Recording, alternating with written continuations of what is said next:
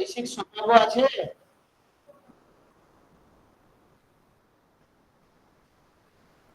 না স্যার, কিন্তু আমরা বাড়িতে আছি। আচ্ছা, দাঁড়ান একটু ওয়েট করে যাই তাহলে। হ্যাঁ বলো। বাহ, তাই তো খুব ভালো খবর।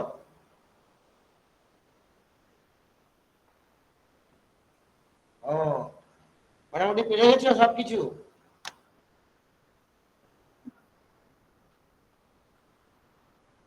আচ্ছা, তাই তো খুব ভালো খবর।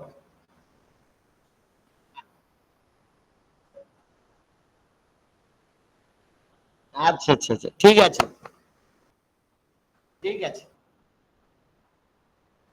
আচ্ছা ঠিক আছে।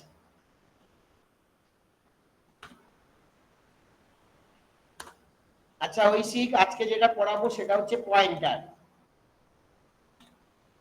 ঠিক আছে? হ্যাঁ স্যার। পয়েন্টারটা কেন পড়াচ্ছি? আগে পয়েন্টারটা জিনিসটা কি? না, পয়েন্টারটা ঐশিক একটা ভেরিয়েবল। তাহলে pointer is a variable which can store the address of another variable. তাহলে পয়েন্টারটা কি? না সিম্পল একটা ভেরিয়েবল যে অন্য একটা ভেরিয়েবলের অ্যাড্রেসকে হোল্ড করে রাখতে পারে। ঠিক আছে ঐশিক? হ্যাঁ স্যার। এর জেনারেল সিনট্যাক্সটা কিরকম? না এরকম দেখতে হবে। জেনারেল সিনট্যাক্স, না প্রথমে ডেটা টাইপ, তারপরে স্টার, তারপরে ভেরিয়েবল নেম। ভেরিয়েবল নেম মানে কিরকম? ধরো তোমার একটা এক্সাম্পল নিলাম, ইন্ট স্টার পি। তাহলে আমরা এরকম পড়ি, p is a pointer type variable, pointer type variable which can store the address of any integer type variable.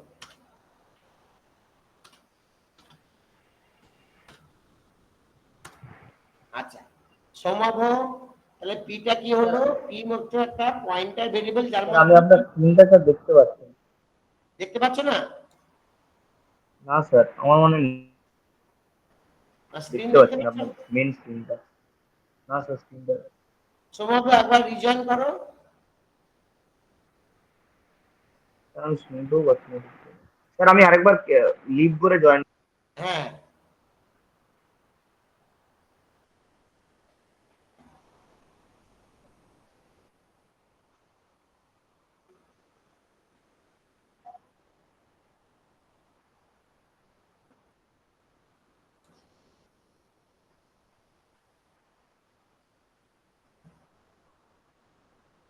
না না না, এটা শুধু ইন্টিজার টাইপের ভেরিয়েবল অ্যাড্রেস হোল্ড করতে পারে। তুমি যদি এরকম লিখো ক্যার স্টার কিউ, হ্যাঁ এরকম লিখবো আমরা। হ্যাঁ স্যার, এবার দেখতে পাচ্ছি।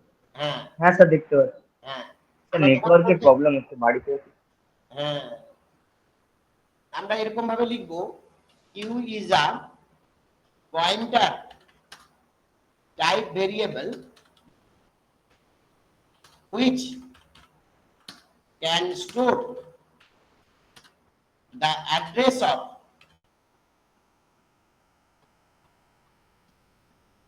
any character type variable. যে কোনো ক্যারেক্টার টাইপের ভেরিয়েবলকে যদি তুমি স্টোর করতে চাও তাহলে তোমাকে ক্যারেক্টার পয়েন্টার নিতে হবে। সেমনি তুমি যদি এরকম ফ্লোট পয়েন্টার নাও, তাহলে मुस्कान इसको कैसे पढ़ोगे? मुस्कान? Yes, sir. Is a pointer type. हाँ, s is a pointer type variable which can store the address of which can store the address of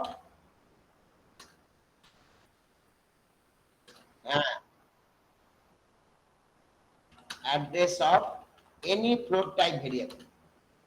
ठीक है?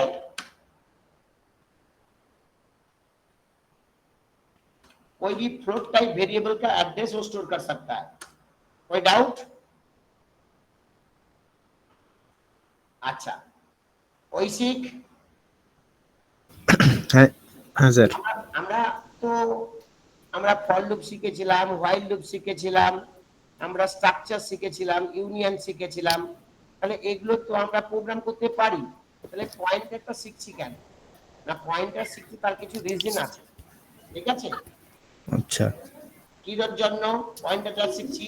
why pointer is required, আগে বলি why pointer is required।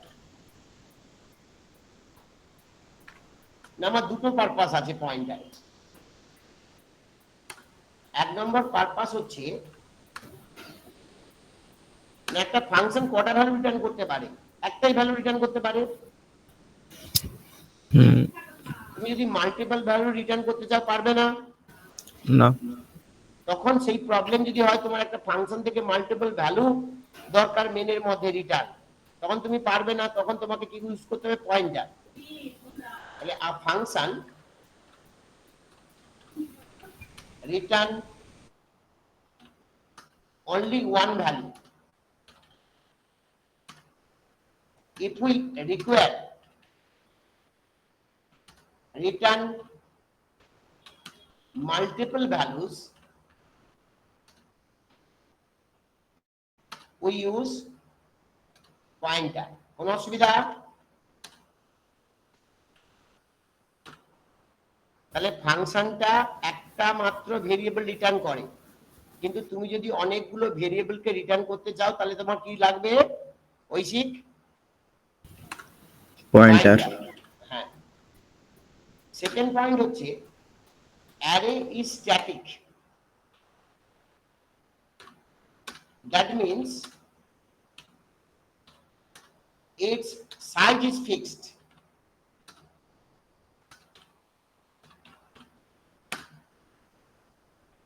To overcome that problem,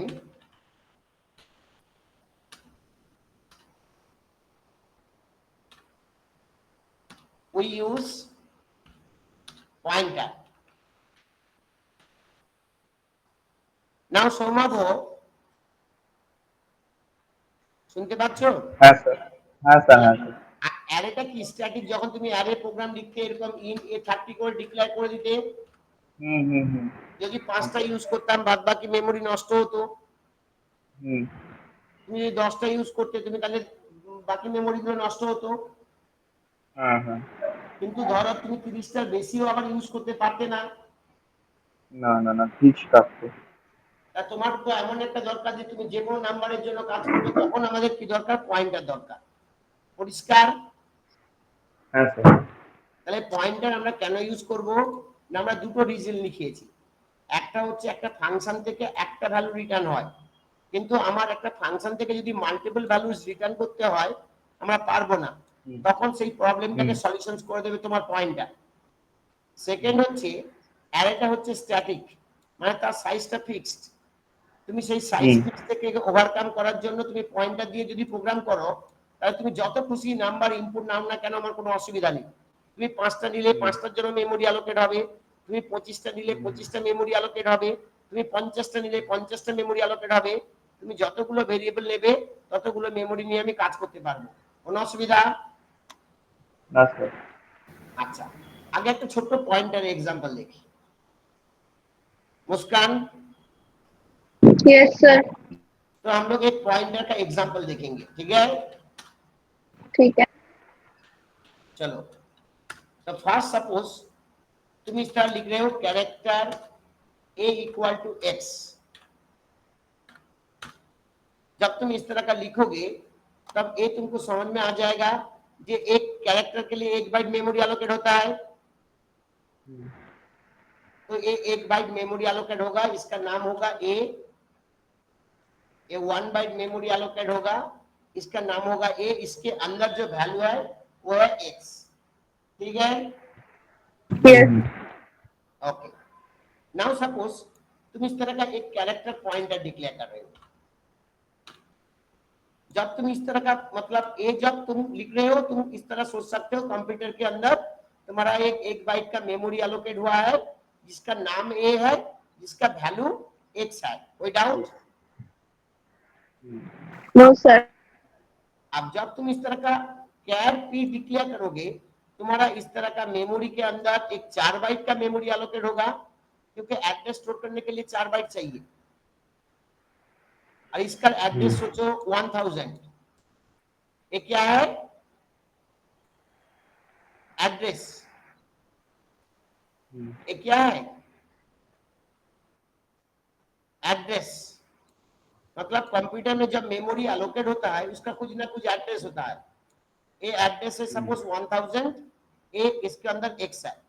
now यहाँ पे तुम जब character start भी declare कर रहे हो, इसको सपोज इसका एड्रेस है 2000, इसका नाम हो गया पी, इसका एड्रेस हो गया 2000। कोई डाउट? No, sir. तो तुम ए पे पी के अंदर क्या है, कुछ वैल्यू नहीं दिए हो, बल्कि ब्लैंक है। नाउ तुम जब लिख रहे हो p equal to ampersand of a, इसको क्या बोलते हैं? एम्परसेंड एड्रेस, इसको हम लोग बोलते हैं एम्परसेंड, जो एड्रेस डिनोट करता है। तो तुम्हारा क्या होगा, ए का एड्रेस पी के अंदर घुस जाएगा, तो ए का एड्रेस जो है, ए का एड्रेस कितना है? 1000। एक है 1000। अरे 1000 यहाँ पे आ गया। ये मेरा पी था, पी पहले ब्लैंक था, जब मैंने ए लाइन लिखा तब पी के अंदर ये 1000 आ गया। मतलब P is pointing to A, इसीलिए हम लोग बोलते हैं पॉइंटर, क्योंकि P किसको पॉइंट कर रहा है? A को पॉइंट कर रहा है। हम लोग पढ़े थे P is a pointer type variable which can store the address of any character type variable। तो मैं एक कैरेक्टर एक वेरिएबल का एड्रेस इसके अंदर स्टोर कर दिया, तो P अब किसको पॉइंट कर रहा है? A को पॉइंट कर रहा है। मतलब P अभी A को पॉइंट कर रहा है। कोई डाउट? No, sir. अच्छा, चलो अब जब तुम प्रिंट करोगे, प्रिंट एफ পার্সেন্ট সি, যখন তুমি a কে প্রিंट করবে, तो a के अंदर वैल्यू कितना है? एक्स। ना, এর ভ্যালু কত? x। तो आउटपुट आ जाएगा मेरा x। जब मैं इस तरह का प्रिंट करूंगा, print F % c star of p, p जिसको पॉइंट कर रहा है उसका वैल्यू कितना होगा?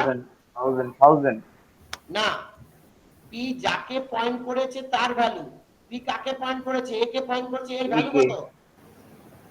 x। এই স্টারটাকে আমরা বলি, যেমন এম্পারসেন্ডটাকে বলে অ্যাড্রেস, এটাকে আমরা বলি ভ্যালু, ভ্যালু অফ অপারেটর। अच्छा ভ্যালু অফ অপারেটর। তাহলে সৌম্য, যখন তুমি লিখছো স্টার p, তার মানে p যাকে পয়েন্ট করে আছে তার ভ্যালুকে আর ভ্যালুটা, হ্যাঁ, p পয়েন্ট করে আছে একে, এর ভ্যালুটা যা হবে সেটা। এবার ধরো আমি লিখলাম a equal two a plus 1। যখনই a equal two a plus 1 লিখলাম, তাহলে এর মধ্যে কত ছিল? x ছিল। হ্যাঁ x প্লাস 1 মানে কত হবে? y। হুম ক্যারেক্টারের সঙ্গে যখন এক যোগ করা হয়, সে অটোমেটিক্যালি তার ASCII ভ্যালুর সঙ্গে যোগ হয়ে যায়, তাহলে y হয়ে গেল। এবার দেখো আমি যদি করি print F percent C A, তাহলে প্রিন্ট হবে নিশ্চয়ই ওয়াই। হ্যাঁ আবার করি দেখো, print F percent C, print যদি করি স্টার কি, তাও প্রিন্ট হবে ওয়াই, নাকি না? কেননা এর ভ্যালু যখন চেঞ্জ হয়ে গেছে। হ্যাঁ স্যার। আচ্ছা, দেখো আমি শুধু এ চেঞ্জ করলাম, যখনই এ চেঞ্জ করলাম এ তাকে পয়েন্ট করে আছে, এও আপডেট ভ্যালু দেবে, স্টার পিও তাকে পয়েন্ট করে আছে, স্টার পিও তাকে আপডেট ভ্যালু দেবে। এবার ধরো আচ্ছা। আমি কি করলাম, star P equal to star P plus 1, তাহলে এটা কাকে চেঞ্জ হবে, পি যাকে পয়েন্ট করে আছে, মানে এটাতে এ, এটা কি হবে না আমাদের এখানে ওয়াই ছিল জেড হয়ে যাবে। তাহলে আমি যখন এখন পার্সেন্ট সি করে আমি এ কে প্রিন্ট করব, কত প্রিন্ট হবে,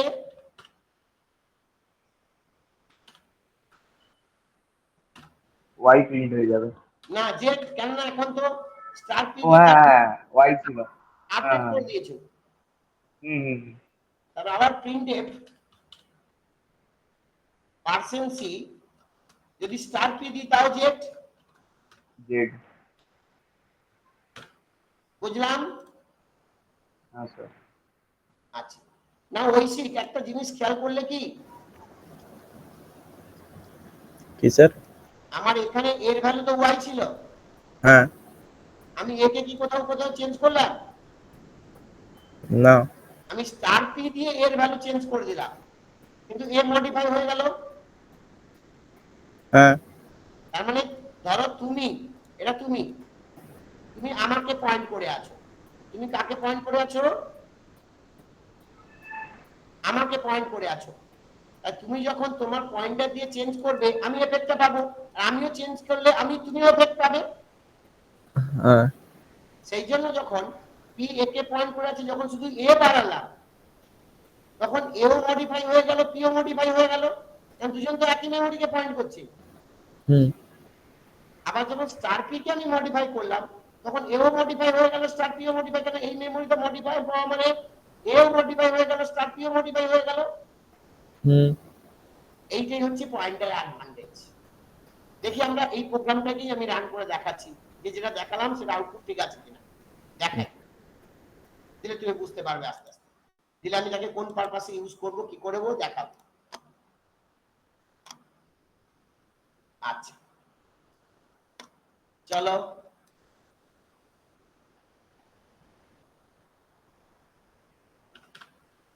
pointer example,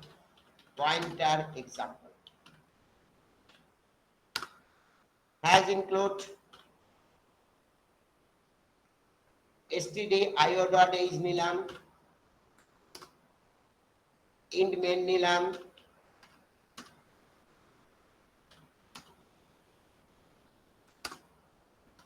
এখানে সেরকম char a equal to আমি x লিখে দিলাম, যেমনি আমাদের ছিল,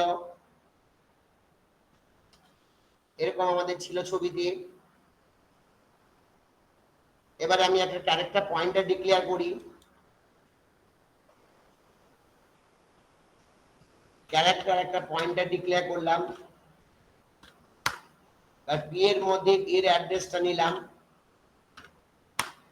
যদি শুধু এ প্রিন্ট করি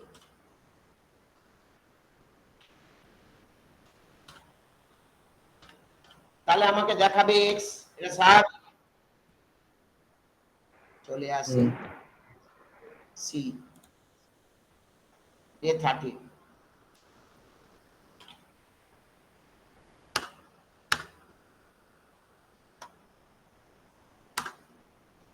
তাহলে আমাকে প্রিন্ট করবে, আমার এক্সটা প্রিন্ট করবে। এখন এক্স প্রিন্ট করেছে, আমি যদি স্টার পিও প্রিন্ট করি, print F percent c slash n star পিও প্রিন্ট করি, তাও আমার দেখাবে এক্স। দেখো আবার এক্স প্রিন্ট হলো, তার মানে এ যাকে পয়েন্ট করে আছে স্টার পিও তাকে পয়েন্ট করে আছে, মানে পি তাকে পয়েন্ট করে আছে, স্টার পি দিলে তার ভ্যালু পেয়ে যাবে। এবার ধরো এ কে চেঞ্জ করে দিলাম, a equal to a plus 1 star P কে হাত দিলাম y হয়ে যাবে দুটো প্রিন্টএফ লিখে দিলাম প্রিন্টএফ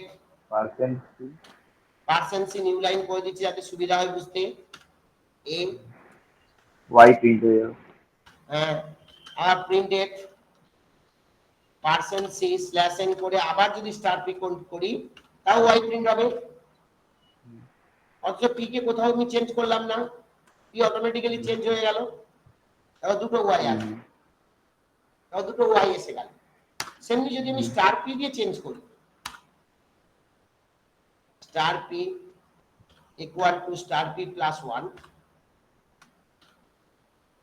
দিয়ে আমি যদি এবারে প্রিন্ট করি দুটোকে আবার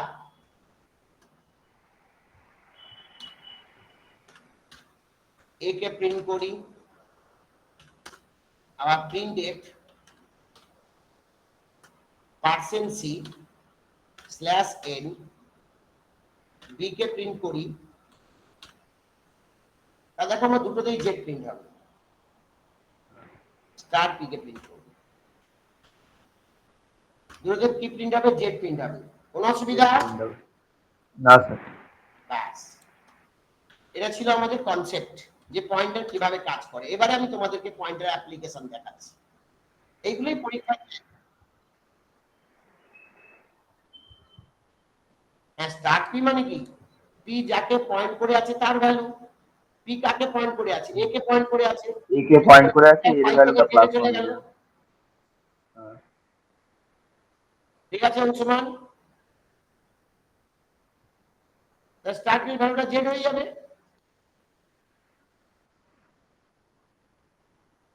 তার মানে স্টার পি কে তুমি যদি চেঞ্জ করে দাও তাহলে তো এর মেমরি চেঞ্জ হয়ে যাবে ওটাই দেখাতে চাইছি চলো এবারে আসি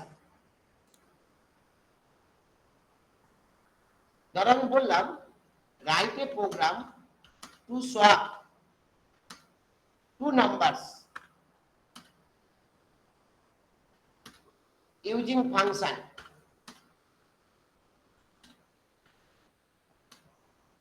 যেটাকে আমরা বলছি কল বাই ভ্যালু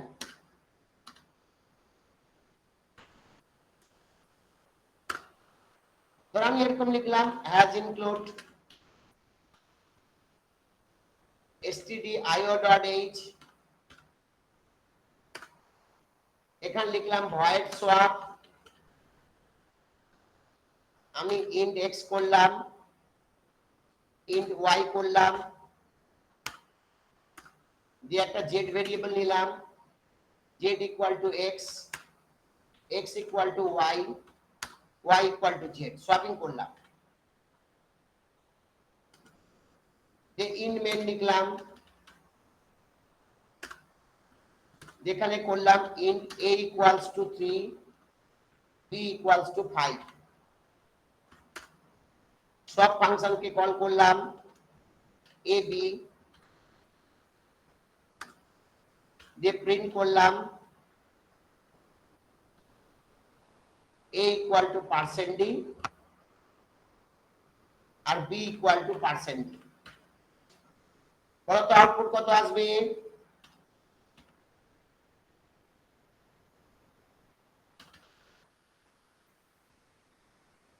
ঐশিক অংশমান বলছে a equal two 5 b equal two 3 তুমি বলো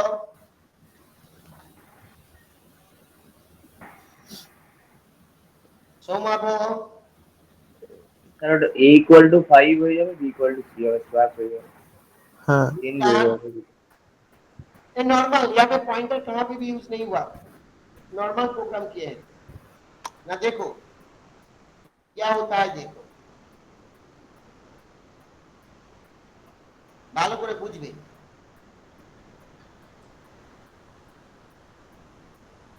আমি এখানে লিখলাম আমরা বলেছিলাম একটা ফাংশনের ভেরিয়েবল আরেকটা ফাংশনে তুমি অ্যাক্সেস করতে পারবে না বা এই ফাংশনের ভেরিয়েবল এখানে অ্যাক্সেস করতে পারবে না তাহলে এর জন্য একটা মেমরি ব্লক আলাদা তৈরি হলো সোয়াপের জন্য আর এর জন্য একটা মেমরি ব্লক আলাদা তৈরি হলো মেইনের জন্য তাহলে এটা মেইন এটা সোয়াপ সোয়াপে কটা ভেরিয়েবল আছে? এক্স ওয়াই আর জেড, তিনটে ভেরিয়েবল আছে। এক্স ওয়াই আর জেড তিনটে ড্র করলাম, তাহলে এটা এক্স, এটা ওয়াই, এটা জেড। আর মেনের মধ্যে দুটো ভেরিয়েবল আছে, এ আর বি, এ আর বি, এ আর বি। প্রোগ্রাম এক্সিকিউশন প্রথমে এখান থেকে মেন থেকে শুরু হবে। তাহলে প্রথমে এই লাইন এক্সিকিউট হলো, এর ভ্যালু 3, বির ভ্যালু 5, এর ভ্যালু 3 ঢুকলো, বির ভ্যালু 5 ঢুকলো। আর সব ফাংশনকে কল হলো, এর ভ্যালুটা গিয়ে এখানে x এ কপি হবে, এর ভ্যালুটা চলে গেল x এ, বির ভ্যালুটা চলে গেল y কে, তাহলে এখানে 3 চলে গেল, এখানে 5 চলে গেল। তাহলে তুমি লিখলে z equal to x, z এর মধ্যে x এর ভ্যালু হলো 3, x equal to y, x এর মধ্যে y এর ভ্যালু হলো 5, y equal to z, y এর মধ্যে হলো 3। ফাংশনটা কাজ করে আবার ঘুরে এলে তুমি যখন a আর b প্রিন্ট করবে, a এর ভ্যালু 3 আর b এর ভ্যালু 5 হবে, তাহলে a এর ভ্যালু 3 আর b এর ভ্যালু 5 প্রিন্ট করবে। তাহলে দেখো, আমরা যখন ভ্যালু দিয়ে কল করি একটা অন্য কপি মেমরি অ্যালোকেট হয়, সেই কপিতে চেঞ্জ করলে মেনে এফেক্ট হবে না। না এই যে সব ফাংশন কল করলাম, না সব ফাংশন যে কল করলাম আমার এখানে মেমোরিতে চেঞ্জ হয়েছে, ফাংশনের মেমোরিতে চেঞ্জ হয়েছে, মেনের কোথাও চেঞ্জ হয়েছে? না না না। ওটাই তো, মানে আমরা ভ্যালু দিয়ে কল করলে ফাংশনে যা চেঞ্জ হওয়ার হয়, আমি এখান থেকে রিটার্নও নিয়ে আসতে পারবো না, আমি দুটো ভ্যালুকে রিটার্ন কি করে নিয়ে আসবো? দেখো তোমার এটাই সেভ করি, সোয়াপ 1 দিলাম, দেখো এই দেখো a 3 b 5, মানে কিছুই হলো না। এই যে সব ফাংশনকে কল করলাম কোনো কাজ করলো না। কেন কাজটা করলো না? কেন না শপিংটা ফাংশনের ভিতর হয়েছে। আমি যদি এখানে এক্স ওয়াই কে প্রিন্ট করে দিই তাহলে আমাকে দেখাবে, তাহলে কল বাই ভ্যালুতে কিন্তু এখানে এর ভ্যালু দেখাবে 3 আর এর ভ্যালু দেখাবে 5। তাহলে আমরা লিখি in case of call by value, if we changes anything into the function,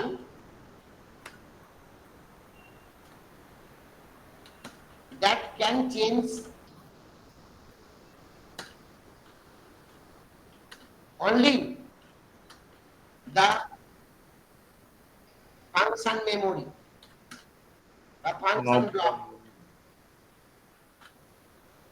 Therefore, মেনে কোনো এফেক্ট করবে না। after calling swap,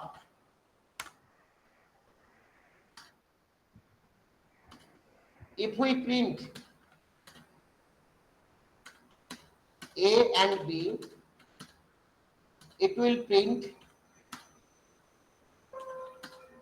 the old value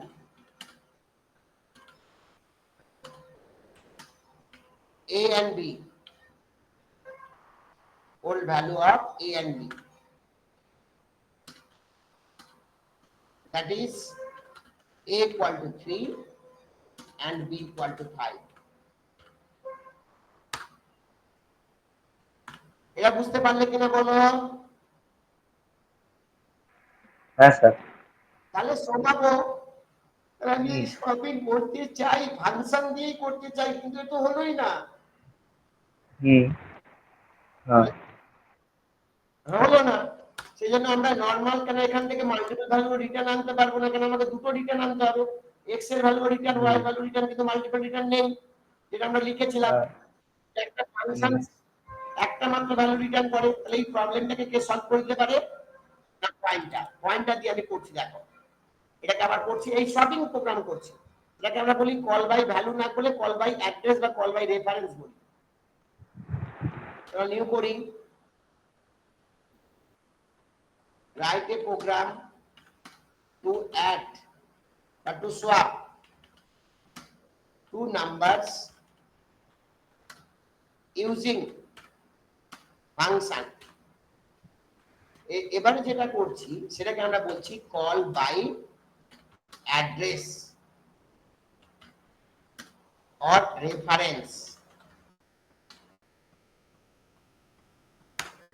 কিরকম? আবার সেই প্রোগ্রাম লিখি, হ্যাজ ইনক্লুড str.h stdio.h, তারপর int name সেই void swap লিখলাম, void name void star int লিখলাম স্টার কি,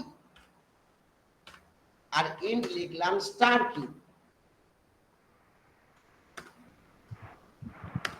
আর এখানে এমনি নরমাল একটা int r লিখে দিলাম, int r equal to star p equal to star q, R star q equal to r। বাস, এবার আসি ইন মেন লিখি,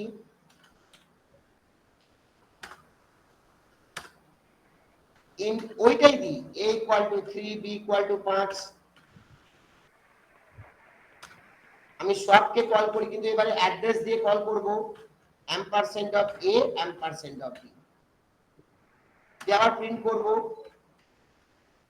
printf a equal to %d, comma b equal to %d।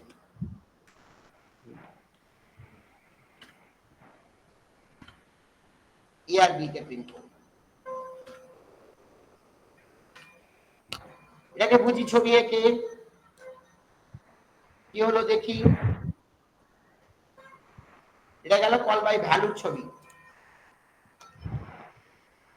Call by ভ্যালুর ছবি। এবার যেটা করছি কল বাই অ্যাড্রেস।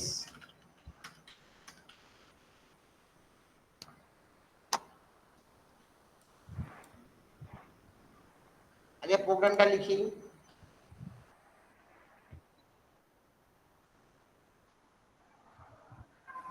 ওখানে কি করেছিলাম কল বাই ভ্যালু আমরা কি পাঠাচ্ছিলাম 3 আর 5 ডাইরেক্টলি পাঠাচ্ছিলাম বলে একে কি বলে কল বাই ভ্যালুতে আমার কোনো চেঞ্জেস হচ্ছিল না, কেন যা চেঞ্জেস করছিলাম ফাংশন বডিতে হচ্ছিল, মেনে তার কোনো এফেক্ট আসছিল না। এবার দেখি কল বাই অ্যাড্রেসে কি হচ্ছে। এখানে তিনটে ভেরিয়েবল আছে পি কিউ আর আর, এর মেমরি ব্লক আর কি, ফাংশন মানে যে যার মেমরি ব্লক আলাদা। এখানে সোয়াপ,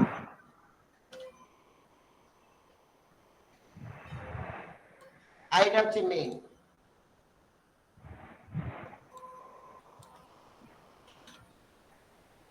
মেনে আমার দুটো ভেরিয়েবল আছে A B, A R B. ধরো এর অ্যাড্রেস হচ্ছে 1000, আগেরটা অ্যাড্রেস দরকার পড়ছিল না বলে লিখিনি, বি এর অ্যাড্রেসটা 2000। বাস, এখানে পি কিউ আর আর, পি কিউ কিন্তু পয়েন্টার ভেরিয়েবল, পিটা একটা পয়েন্টার ভেরিয়েবল, তার মধ্যে কোনো ইন্টিজার ভেরিয়েবল অ্যাড্রেস থাকবে, তাহলে এটা লিখে দিই পয়েন্টার ভেরিয়েবল, পিটি লিখে দিই, মানে পিটা একটা পয়েন্টার ভেরিয়েবল, কিউটাও সেমনি একটা পয়েন্টার ভেরিয়েবল, কিউটাও সেমনি একটা পয়েন্টার ভেরিয়েবল, তার মধ্যে অ্যাড্রেস থাকবে। আর আরটা এমনি নরমাল ভেরিয়েবল, আর এই নরমাল ভেরিয়েবল।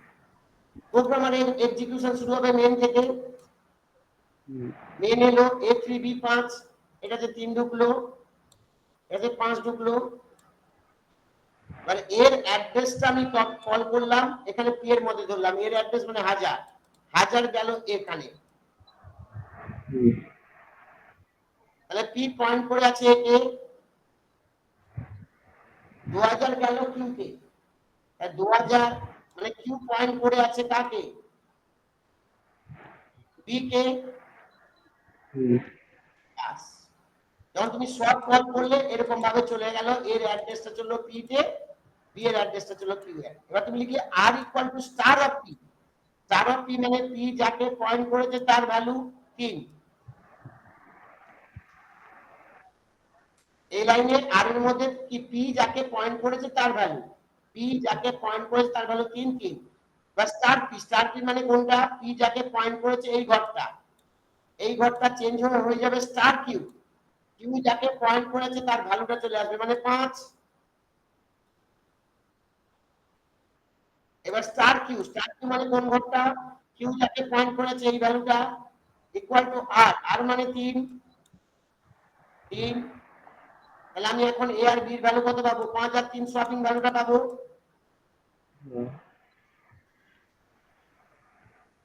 তাহলে এটা আমরা নরমাল ফাংশন দিয়ে করতে পারতাম না, এটা পয়েন্টার ছাড়া করা সম্ভব নয়। নো। সম্ভব বুঝতে পারলে? হ্যাঁ স্যার। ঐশিক, হ্যাঁ স্যার। yes or no? হ্যাঁ স্যার। হ্যাঁ আচ্ছা ये मुस्कान, Yes, sir. समझ में है वाला? Yes. ये समझ में স্যার है? আরেকবার স্যার একটু শর্টে বলে দিন না। হ্যাঁ ভয়েস। হ্যাঁ, ভয়েড মেন থেকে আবার শুরু হলো।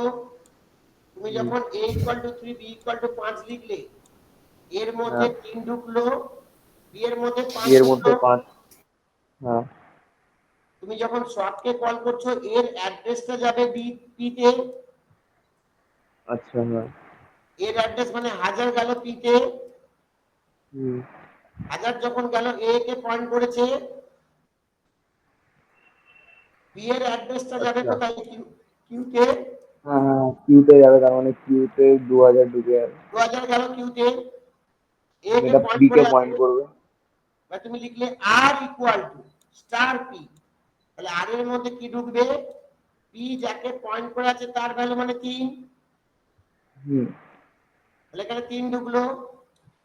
তারপর হ্যাঁ। স্টার পি মানে পি যাকে পয়েন্ট করেছে এই ঘরটা হ্যাঁ। ইকুয়াল টু হবে স্টার কিউ, কিউ যাকে পয়েন্ট করেছে হুম। তার ভ্যালু মানে 5। হ্যাঁ। স্টার আচ্ছা। কিউ মানে এই ঘরটা ইকুয়াল টু হুম আর, আর হুম মানে হুম। 3, তাহলে এই ঘর 3 চলে এলো। 3 চলে আসছে। তোমার ফাংশনের কাজ শেষ, মেনে যখন ঘুরে এলে এর মধ্যে 5 পাচ্ছ, বি এর মধ্যে 3 পাচ্ছ, হ্যাঁ। তারপর তোমার সব হয়ে গেল প্লাস হয়ে ভ্যালু। যাবে। হ্যাঁ হ্যাঁ হ্যাঁ। কারণ যখন ছবি আচ্ছা, দেখেছিলাম বুঝতে পেরেছি। এখানে দেখো, তুমি যখন স্টার পি তে চেঞ্জ করছিলে অ্যাকচুয়ালি হুম। চেঞ্জ হচ্ছিল কোথায়? এ তে চেঞ্জ হচ্ছিল। হ্যাঁ হ্যাঁ। তাহলে এখানে পি যদি এ কে পয়েন্ট করে, তাহলে স্টার পি তে কোনো ভ্যালু ঢোকানো মানে কোথায় ঢুকবে? এ তে। স্টার কিউ তে কোনো চেঞ্জ করা মানে কোথায় ঢুকবে? বি তে। বি তে। হুম। দেখো আমি রান করছি, all left save as swap two, দেখো সোয়াপ হয়েছে A5 B3। হুম। তাহলে লিখি কল বাই রেফারেন্সের সম্বন্ধে আমাদের লিখতে বলে কি লিখবো না, in case of call by address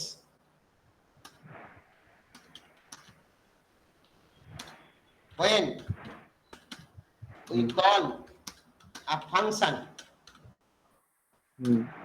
anything which changes into the function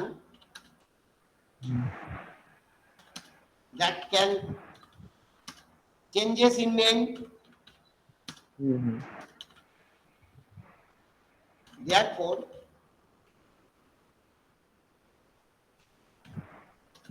after calling swap it can print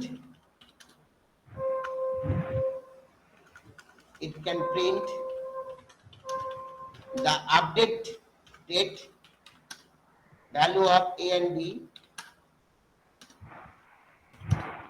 that is A equal to 5 B equal to 3। হুম। কোনো অসুবিধা? না স্যার। তাহলে পয়েন্টার ছাড়া এটা নরমাল ফাংশন দিয়ে সপিং করা যেত? না। আচ্ছা চলো না চলে আসে, এটা সেট করো। उसका ले समझ में आया कॉल बाय वैल्यू और call by address? Yes, sir. আচ্ছা আচ্ছা অংশমান তুমি বুঝতে পেরেছো? এটা তোমার পরীক্ষায় যায়নি? হ্যাঁ, এটা না আসলে আর কোনো নেই, এটা পয়েন্টার মানে এটাই আসবে।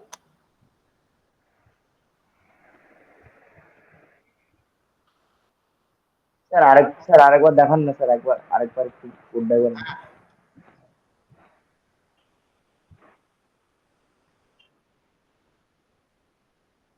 ঠিক আছে স্যার। ঠিকই আছে, মানে প্রথমবার পরীক্ষা দিচ্ছ তো?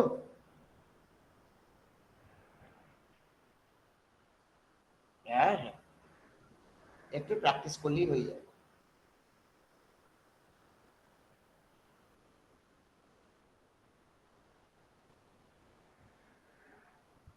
হ্যাঁ হ্যাঁ, ও প্রথমবার সেমিস্টার আর কি দেবে।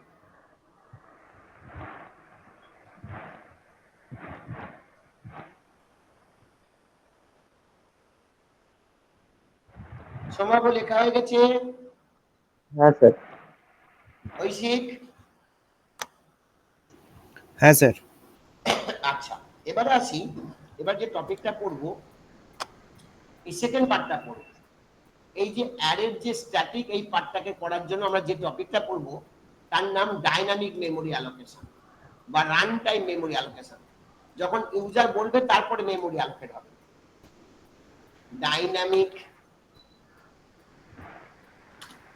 Memory allocation or runtime memory allocation.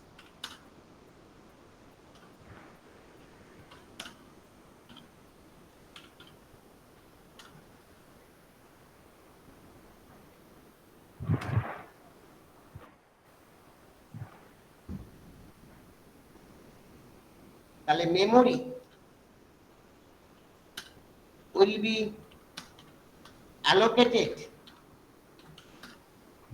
during runtime. Then static memory is not required. Static memory is not required. So we can overcome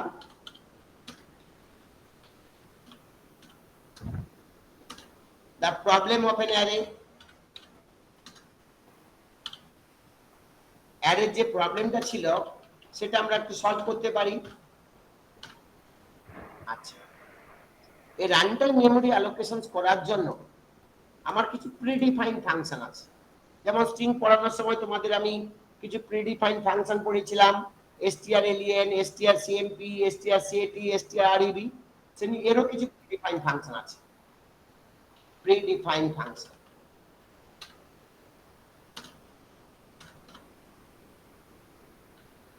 প্রথমে আসি malloc।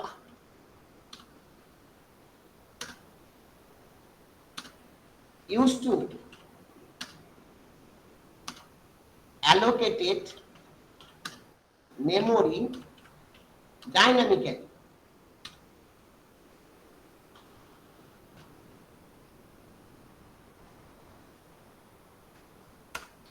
Example যেমন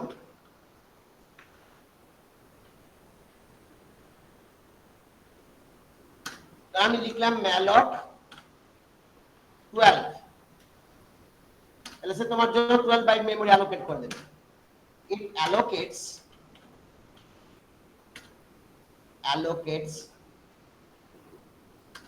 12 bytes memory.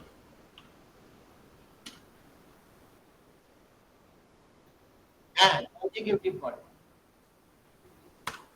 আচ্ছা, calloc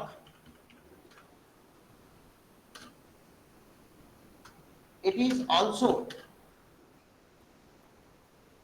used to allocate memory dynamically. মানে তোমার programme চলাকালীন memory allocate হবে। হ্যাঁ, example আমি দিলাম calloc 5,4, তাহলে 4টে মেমোরি ব্লক অ্যালোকেট করবে, প্রত্যেকটা সাইজ 4। It allocates 5 blocks,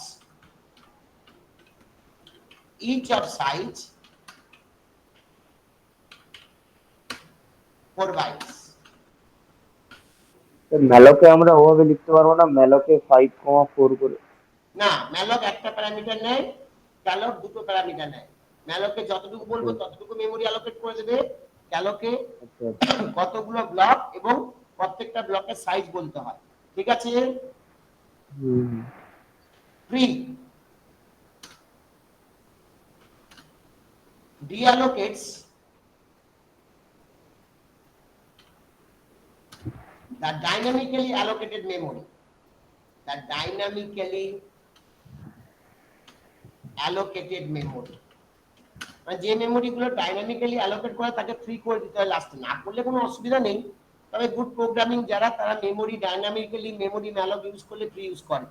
যেমন তুমি ফোন করলে ফোনটা কাটবে লাস্টে, যদি না কাটো তোমাকে আর সেই তোমাকে ফোনে আর কেউ পাবে না, কারণ তুমি তো ফোন কাটছই না, তোমার সঙ্গে যে ফোনে কথা বলছে। সেমনি আমি মেমোরিটাকে না মুছে দিলে সেই মেমোরিটাকে আর প্রোগ্রামে অ্যাক্সেস করতে পারবো না। সেই জন্য আমরা লাস্টে একটা ফ্রি লিখে দিই, reallocates the dynamically allocated memory. আচ্ছা, এই যে তিনটে ফাংশনস আমার যে হেডার ফাইলের মধ্যে আছে, all the above function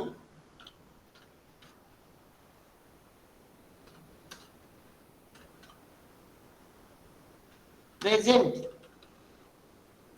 within a header file named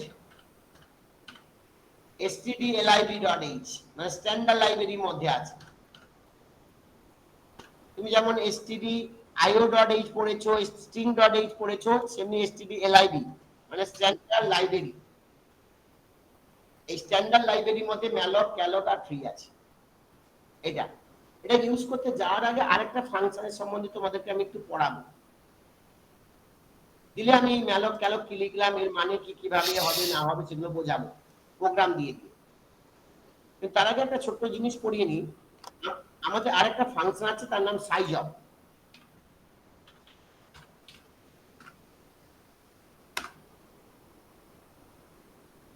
এর পারপাসটা কি?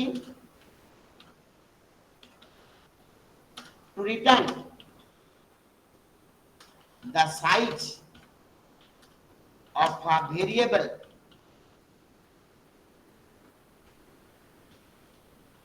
or data type.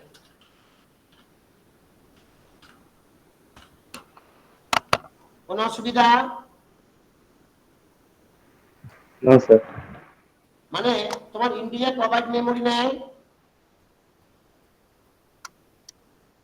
ইন্টিজার নেয় 4 বাইট। ফ্লোট কবাইট নেয় 4 বাইট। Car 1 byte. 1 বাইট। এগুলো তুমি জানলে কোত্থেকে যে ফ্লোট 4 বাইট নেয়, ইন্ট এটা 4 বাইট নেয়? আমার দেখবে এখন সব মেশিনসই এই ইন্টিজারটা 4 বাইট নেয়। দেখবে আমার এখানে 64 বিট প্রসেসর আছে। এই 64 বিট প্রসেসর হলে 64 বিট অপারেটিং সিস্টেম, 64 বিট হলে ইন্টিজার নেয় 4 বাইট। কিন্তু যাদের মেশিন 32 বিট অপারেটিং সিস্টেম আছে তাখানে ইন্টিজার নেয় 2 বাইট। দেখেন যেটা প্রবলেম, এটা 64 বাইটের মেশিনের জন্য বিট অপারেটিং সিস্টেমের জন্য অপারেটিং সিস্টেম নেয় কয় বাইট? 4 বাইট। কিন্তু যদি কারোর মেশিন 32 বিট হয় তাহলে সেখানে ইন্টিজার কত নেবে? 2 বাইট। আমার অবশ্য এখানে দেখাবে না, কারণ আমার তো 64 বিট অপারেটিং সিস্টেম। এটা একটা প্রবলেম, তাও আমি তোমাকে দেখাচ্ছি এগুলো তোমাকে কিভাবে দেখতে হয়। দেখো আসি, ধরো use of size of functions, use of size of function. ধরো তুমি লিখলে হ্যাজ ইনক্লুড stdio.h, এই সাইজ অফটা stdio এর মধ্যেই আছে, তার কিছু নিতে হবে। ইন মেইন আমি ইন্টিজারের সাইজ দেখবো আমার কম্পিউটারে, প্রিন্টএফ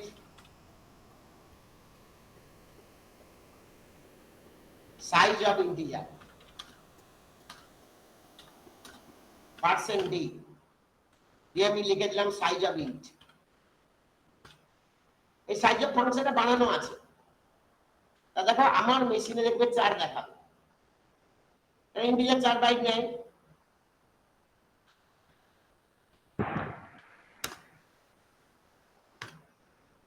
দেখো সাইজ অফ ইন্টিজার হচ্ছে 4। আমি যদি ক্যারেক্টারের সাইজ দেখতে চাই, printf size of character, size of char percent d, percent D, size of char, size of size char, of character.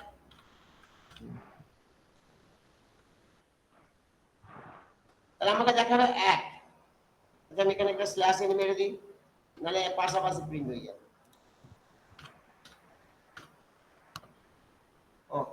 O third ব্র্যাকেটটা দেখিয়ে দিই। 1 তুমি যদি ফ্লোটের সাইজ দেখতে চাও, printf size of float, তুমি যে বুঝতে size of পারছো তো, float percent, তুমি কারো হ্যাঁ হ্যাঁ, সাইজ দেখতে চাইলেই সাইজ অফ ফাংশন দিয়ে করতে পারো, সাইজ অফ। এটা আমি তোমাদের মুখে বলে দিয়েছিলাম যে এটা এত বাইট নেয়, এটা এত বাইট নেয়। তুমি যদি প্রোগ্রাম দিয়ে জানতে চাও তাহলে এই সাইজ অফ ইউজ করো, সাইজ অফ ফ্লোট।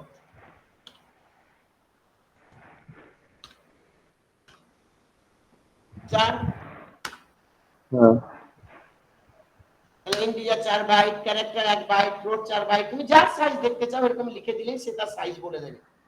কোনো অসুবিধা? yes, আচ্ছা এবার চলে আসি।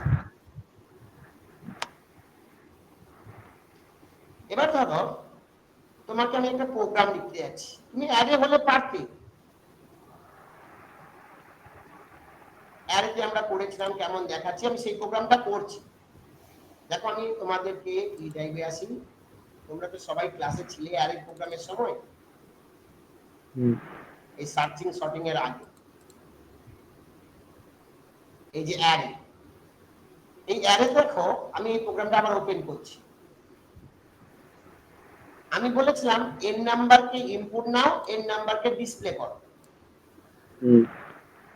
তুমি কি করেছিলে? এ 40 ডিক্লেয়ার করেছিলে, তোমার মেমোরিতে 0 থেকে 40 39 অবধি মেমোরি এলো। তুমি এন্টার এলিমেন্ট সে যদি 10টা বলে তুমি 10টার মধ্যে ইনপুট নিলে, আবার 10টার মধ্যে প্রিন্ট করবে। কোনো অসুবিধা?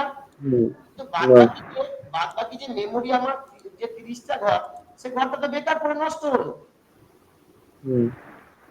এখান থেকে আরেতে আমি যখন বুঝিয়েছিলাম এখানে 40টা রেখেছিলাম, তুমি যখন 10 বলেছিলে আমি 10টার মধ্যে ইনপুট নিয়েছিলাম, বললাম এগুলো নষ্ট হচ্ছে।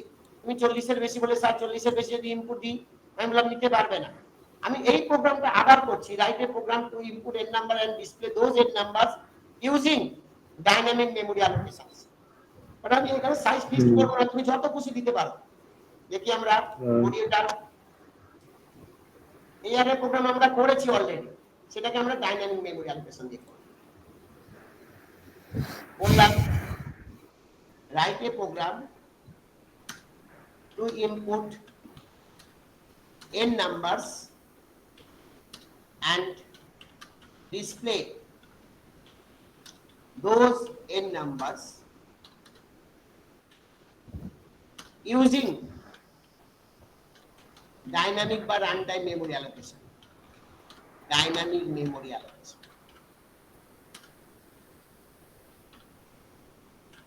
ব্যাস আমি লিখি has include stdio.h,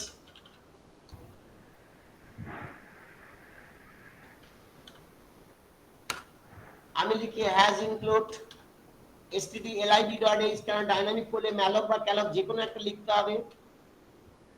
ওটার জন্য ডিক্লেয়ার করতে হবে। in main লিখি, আমার তো সাইজ আগে তুমি কটা চাইছো সেটা নিতে হবে। আমি একটা পয়েন্টার নিলাম আর একটা আই নিলাম, আমি অ্যারে ডিক্লেয়ার করলাম না। আগের প্রোগ্রামে আমি অ্যারে 40 ডিক্লেয়ার করেছিলাম, এই আগের প্রোগ্রামে দেখো এরকম এখানে 40টা ডিক্লেয়ার করেছিলাম, এখানে আমি 40টা ডিক্লেয়ার করব না। আমি একটা যার জায়গায় একটা পয়েন্টার নিয়ে নিয়েছি স্টার পি, আর কিছু করিনি।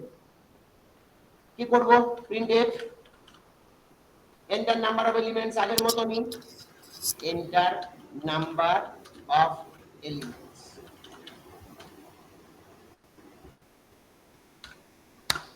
স্ক্যানে তুমি বললে n খানা নেবে, percent D ampersand of n। এবারে আমি মেমোরি অ্যালোকেট করব। এই মেমোরিটা তুমি ইনপুট দেওয়ার পরে অ্যালোকেট করছি বলে রান টাইম। আমার পয়েন্টারটা হবে স্টার, তুমি যদি n বলো, n মানে কত, ধর তুমি n বলে 10, তাহলে আমাকে 40 বাইট মেমোরি অ্যালোকেট করতে হবে। তুমি যদি n বলো 50, আমাকে 200 বাইট মেমোরি অ্যালোকেট করতে হবে। তাহলে malloc n ইনটু, তাহলে ইন্টিজারে আমি যদি এখানে 4 লিখে দিই আমার কম্পিউটারে রান করে যাবে। মানে 50 ইনটু 4 মানে 200 বাইট সে মেমোরি, এরকম কনজিকিউটিভ তোমার 200 বাইট মেমোরি সে অ্যালোকেট করে দেবে। কনজিকিউটিভ 200 বাইট মানে তোমার 40টা মেমোরি তুমি ইনপুট পেয়ে যাবে। তুমি 40টা ইনপুট নাও, তুমি 10 দাও তাহলে 40 বাইট হয়ে যাবে। কিন্তু তুমি এমন কোডিং লিখবে যেটা বিভিন্ন কম্পিউটার রান করে সেটা ঠিক না। সেই জন্য এই জায়গাটা আমরা লিখে দিই সাইজ অফ ইন্ট। তাহলে যার কম্পিউটার 2 বাইট নেয় সে 2 দিয়ে মাল্টিপ্লাই হবে, যার কম্পিউটার 4 বাইট নেয় তাহলে 4 বাইট দিয়ে মেমোরি অ্যালোকেট হবে। কোনো অসুবিধা? এটা হচ্ছে টাইপ কাস্টিং। আমি ইন্টিজার পয়েন্টার আমার দরকার। তা দেখো, ধরো তুমি n এর ভ্যালু দিলে 6, তাহলে 6 ইনটু সাইজ অফ ইন্ট 4, তাহলে 6 4 24 বাইট আমার মেমোরি অ্যালোকেট হবে কনজিকিউটিভ। এরকম 24 বাইট মেমোরি অ্যালোকেট হবে। এরকম ভাবে 1 2 3 4 5 6, এটার নাম হয়ে গেল তোমার P0, এটা হয়ে গেল P1, এটা হয়ে গেল P2, এটা হয়ে গেল P3, এটা হয়ে গেল P4, এটা হয়ে গেল P5। তুমি 6 দিয়েছো, কোনো মেমোরি নষ্ট হওয়ার ব্যাপার নেই। তুমি 6 এর জায়গায় যদি 36ও দাও, 36টাই মেমোরি অ্যালোকেট হবে। আর যা প্রোগ্রাম তুমি অ্যারের মতন করেছিলে সেরকম এন্টার পার্সেন্ট এলিমেন্ট, শুধু এখানে আমি অ্যারেটা ডিফাইন করেছিলাম, এখানে মেমোরিটা অ্যালোকেট করলাম। তুমি n বলার পরে তুমি 10 বলো তাহলে আমার 40 বাইট মেমোরি অ্যালোকেট হবে। ব্যাস আমার নাম্বার কি হলো, এটা p তে হলো। এবারে লিখি প্রিন্টএফ, আর যা ছিল অ্যারের প্রোগ্রামে চেঞ্জ হবে না, শুধু মেমোরি অ্যালোকেশনটা চেঞ্জ করে দিচ্ছি। Enter percent D elements n, এই ফর লুপ চালিয়ে দাও। For I equal to 0, I less than n, I plus plus, scanf percent d ampersand of pi। কেন আমার অ্যারেটার নাম হয়ে গেল p, আমি ইচ্ছে করে এই জন্য p নিয়েছিলাম, a নিইনি। a নিলেও হতো তুমি এখানে a লিখতে, তাহলে ai লিখতাম। printf your elements are, আর কিছু প্রবলেম নেই, শুধু এই মেমোরি অ্যালোকেশনটা সেটা তুমি অ্যারে দিয়ে করতে, আমি এটা ডাইনামিক্যালি করে দিলাম। your elements are array print করতে গেলে আবার for loop, for I equal to 0, I less than n, I plus plus, printf plus p% d pi। বাস লাস্টে একটা ফ্রি লিখে দেবে, তাহলে মেমোরি অ্যালোকেট করেছো, মেমোরিটা মুছে দেওয়াটাও তোমার কর্তব্য। আর কিছু নেই। এই প্রোগ্রামটা আগের প্রোগ্রাম আর এই প্রোগ্রামের মধ্যে কোনো পার্থক্য নেই, শুধু তুমি এখানে 40টা ডিক্লেয়ার করেছিলে, এখানে আমি বললাম না, ইউজার যখন দেবে তখন আমার মেমোরি অ্যালোকেট হবে। ইউজার 6 দিলে আমার 24 বাইট হবে, ইউজার যদি 8 দেয় তাহলে আমার 32 বাইট হবে, যার কম্পিউটারে ইন্টিজার 2 বাইট নেয় তার 16 বাইট হবে। আর ইউজার যদি 10 দেয় তাহলে 40 বাইট হবে। এবার তুমি যা খুশি করো, তোমার মেমোরি নষ্ট হবে না, একটাও বাইট মেমোরি নষ্ট হবে না। দেখো আমি বলছি, এটাকে আমরা বলছি ডাইনামিক মেমোরি 1। আমি নিলাম 7টা, আমার শুধু 7টাই মেমোরি অ্যালোকেট হবে, আমি যা খুশি 7টা দিয়ে দিচ্ছি। এই 7টা প্রিন্ট করে দিলাম। তাহলে আমার এখানে শুধু এটা হলো কি না, এটা হচ্ছে টাইপ কাস্টিং। তাহলে ম্যালককে ইন্টিজার পয়েন্টারে কনভার্ট করার জন্য টাইপ কাস্টিং হলো। আর ম্যালক তুমি জানো যত বাইট মেমোরি চাই এখানে তত বাইট লিখে দিলে মেমোরি অ্যালোকেট হয়ে যায়। তোমার 4 8 হলে 32 বাইট লিখতে হবে, 10 হলে 40 বাইট লিখতে হবে।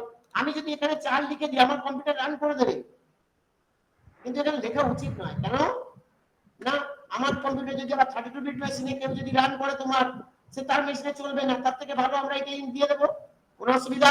হ্যাঁ স্যার, না স্যার। আচ্ছা, এই কাজটা যদি ক্যালক দিয়ে করতে তাহলে এরকম লিখতে, জাস্ট একটা লাইন চেঞ্জ করতে, p ইকুয়াল টু ইনস্টার ক্যালক,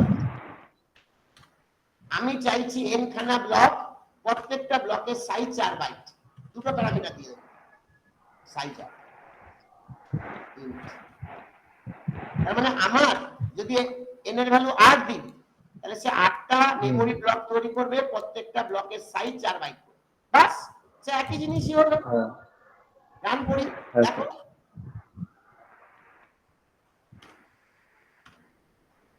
দেখো আমি ধরো দিলাম 9, 9টা দিলাম, এরকম দিয়ে দিলাম 9টা ইনপুট, তোমরা প্রিন্ট করে দিল। এবার তুমি বলবে তাহলে ম্যালক থাকলে তাহলে ক্যালক দিল কেন? ম্যালকই তো হ্যাঁ হবে, এটাই তো। হ্যাঁ এই হ্যাঁ একটা এটাই। প্যারামিটার নেই, এই দুটো প্যারামিটার নেই, কিন্তু মেইন ডিফারেন্সটা এটা নয়। মেইন ডিফারেন্সটা তোমাকে বোঝাচ্ছি। ধরো আমি ম্যালক দিয়ে মেমরি অ্যালোকেট করলাম, ভালো করে শুনবে, আমি একটু পরে লিখে দেব। ম্যালক দিয়ে মেমরি অ্যালোকেট করলাম, ইনপুট নিলাম না, ডিসপ্লে করে দিলাম, ইনপুট নিলাম না, ডিসপ্লে করে দিলাম, রান করি। ধরো আমি 100টা মেমরি নেব, ইনপুট তো নেব না, ডিসপ্লে করলে দেখো গার্বেজ প্রিন্ট হচ্ছে, ভুল ভাল, আমি তো ইনপুট নিইনি, হ্যাঁ সেজন্য সে যা তার গার্বেজ ভ্যালু প্রিন্ট করছে। কিন্তু এই মেমরিটা যদি আমি ক্যালক দিয়ে করতাম, ইনপুট না নিতাম, তাহলে তাহলে সে সব জিরো করে দেবে। কারণ ক্যালক আমি 200টা নিচ্ছি, 200টাই জিরো প্রিন্ট হবে, কারণ ক্যালক মেমোরিকে জিরোতে ইনিশিয়ালাইজ করে নেয়, আর ম্যালক গার্বেজ সে ইনিশিয়ালাইজ করে। তাই যেখানে ইউজার ইনপুট নিয়ে কাজ করবে সেখানে ম্যালক ইউজ করা ভালো। যেখানে তুমি চাইছো একটা অ্যারে হয়ে যাক, সেটা অলরেডি ইনিশিয়ালাইজ হয়ে যাক, তখন তুমি ক্যালক নিয়ে কাজ করো। বুঝতে পারলে? হ্যাঁ তাহলে আমরা লিখে দিই ডিফারেন্সটা, এটাই পরীক্ষায় দেয়, difference between malloc and calloc. আর এক্সাম্পল দেয়, এটা পারলে তুমি যে কোনো অ্যারে প্রোগ্রাম পারবে। হ্যাঁ হ্যাঁ এটা আসবে, হ্যাঁ এই ম্যালক আর ক্যালকের এই ডিফারেন্সই আসবে। এবার তুমি অ্যারে যে কোনো প্রোগ্রাম পারবে, কেন তোমার তো শুধু মেমোরি অ্যালোকেশন আলাদা, আর তো সব প্রোগ্রাম একই, হ্যাঁ স্যার। শুধু এখানে অ্যারেটা ডিক্লেয়ার না করে শুধু ডিফাইন করে দিলাম, difference between malloc and Calc. তা দেখো আরো একটা দুটো ক্লাস হয়ে গেলে দেখতে পাবো, তুমি বলবে স্যার আমি মোটামুটি তাহলে সবই পেরে যেতাম, ক্লাসগুলো যদি কমপ্লিট হতো। আমি কি করব বলো, আমি তাও তোমার জন্য দুটো দুটো করে ক্লাস দিয়েছিলাম। 12টা ক্লাস মানে অনেকটা হয়ে গেছে, 12টা ক্লাস মানে অনেকটাই হয়ে গেছে।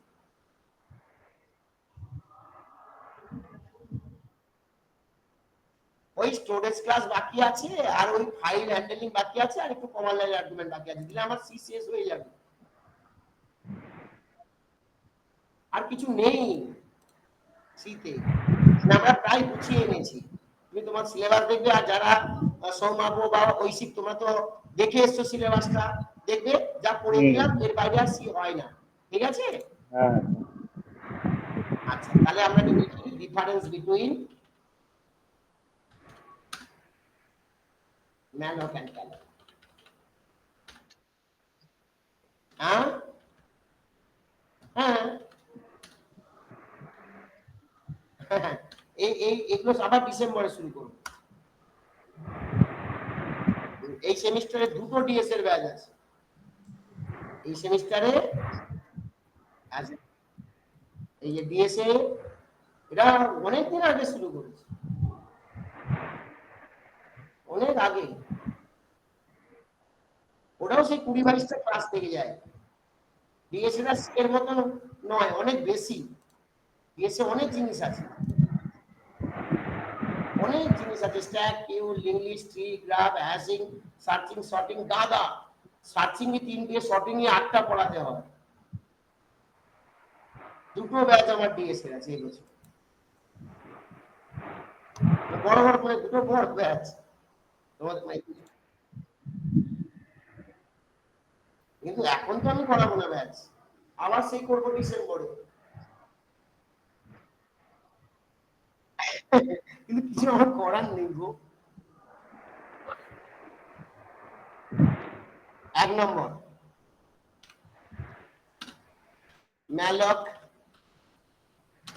ইনিশিয়ালাইজ, তোমাদের কোনো না কোনো সময় তো রেগুলারাইজ হবে, মানে এরপরে পরীক্ষাটা ধরো এর পিছনে পরের বারে পরীক্ষাটা জানুয়ারি ফেব্রুয়ারিতে হয়ে যাবে, তারপরে দেখবে জুলাইতে হবে।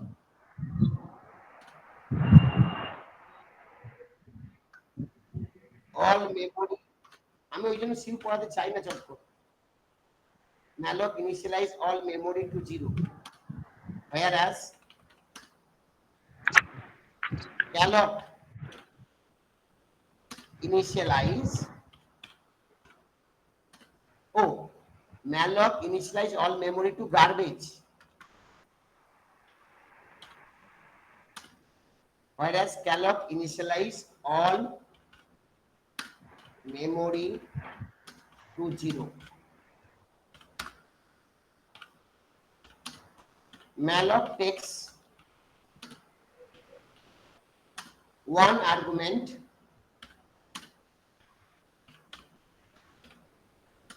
on its parameter, whereas calloc takes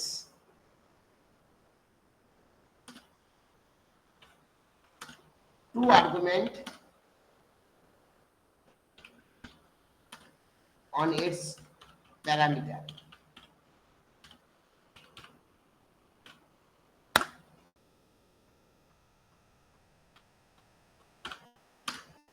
Generally,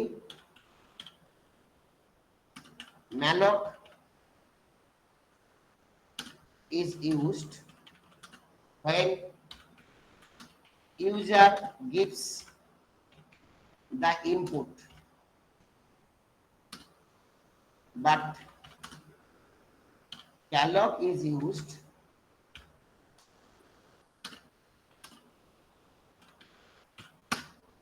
when it is required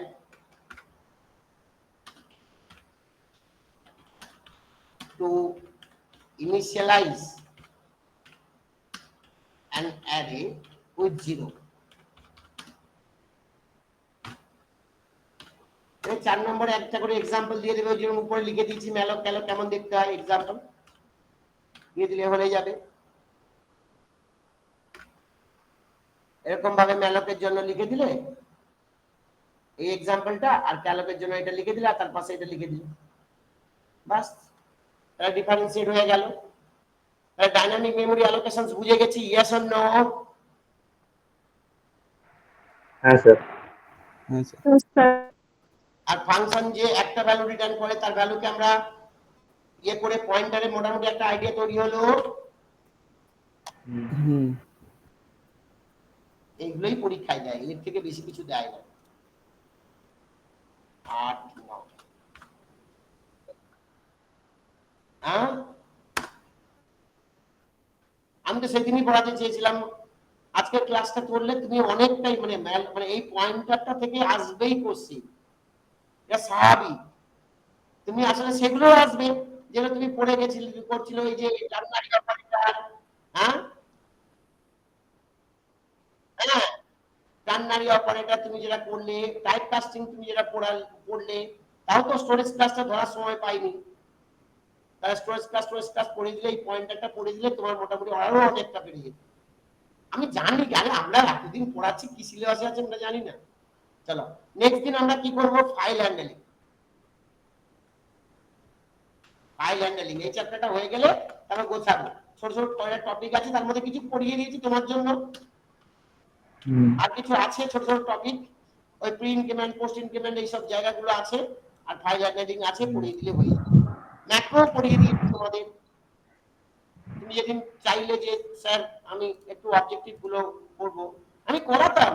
আর গড়া 4-5 ক্লাস পেয়ে গেলে তোমাকে দেখতে হতো না, তুমি পাস করার চিন্তা করতে না, তুমি বলতে স্যার হাইয়েস্ট মার্কস পাবো আমি।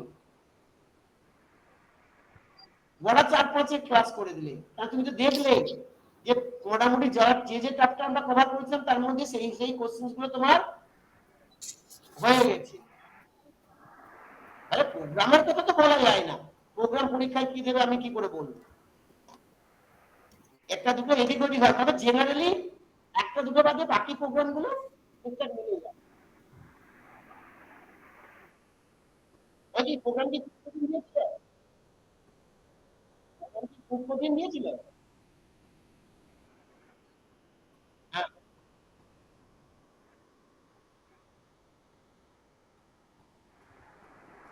আর তোমার এই এই তোমরা আমাকে ইয়ে প্যাটার্ন আর ইয়ে টু ডাইমেনশনাল এটা বলবে, মনে করাবে তো সম্ভব ঐশিক?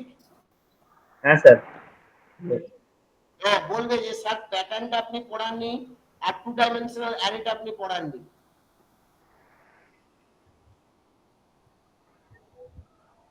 ওই ম্যাট্রিক্স মানে টু ডাইমেনশনাল, ওই ম্যাট্রিক্স যোগ বিয়োগ গুণ ভাগ এই গুণ আর ট্রান্সপোজ এই চারটির মধ্যে যে কোনো একটা আছে। হ্যাঁ আমি ট্রান্সপোজই দেয়, ওই যোগ দেবে নাহলে বিয়োগ দেবে নাহলে গুণ নাহলে ট্রান্সপোজ এই চারটে প্রোগ্রাম করে দিলে হয়ে যাবে। ঠিক আছে? হ্যাঁ স্যার। হ্যাঁ রবিবার কেন বলো তো, আমি তোমাকে বলেছিলাম তো আমি আর ফাঁকা নেই। হ্যাঁ তোমার তো পরীক্ষা হয়ে গেছে, নেক্সট রবিবার করেই ক্লাস হবে। যে তিন চারটে স্যার, ঠিক ক্লাস আছে। আর দরকার সেটা রবিবার করেই হবে। ঠিক আছে। আর তিন চারটের মতন ক্লাস নিলে হয়ে যাবে তোমাদের শেষ। আর তোমাদের আমি পুজোর আগে আশা করি ছেড়ে দিতে পারবো। ঠিক আছে? হ্যাঁ স্যার। মুস্কান समझ में आया? हाँ बोलो बोलो उस्मान। আমরা জাভা না শিখলে পড়ানো যাবে না। আগে জাভা বা উৎসের কনসেপ্ট লাগবে, তারপরে অ্যান্ড্রয়েড স্টুডিও দিয়ে তোমার ওই এক্সএমএল দিয়ে ডিজাইন করে তোমার ব্যাকগ্রাউন্ডে ডেটাবেস টেটাবেস লাগিয়ে করা যেতে পারে অ্যাপ। কিন্তু মানে আমার এই কম্পিউটার গুলোতে হবে না, মানে এখন আমি অ্যান্ড্রয়েড পড়াই না জেনারেলি, তার জন্য কনফিগারেশন প্রচুর হাই লাগে। একটা স্টুডিও রান করাতে গেলে দেখবে বসে থাকতে হবে, প্রচুর ভারী সফটওয়্যার। ওকে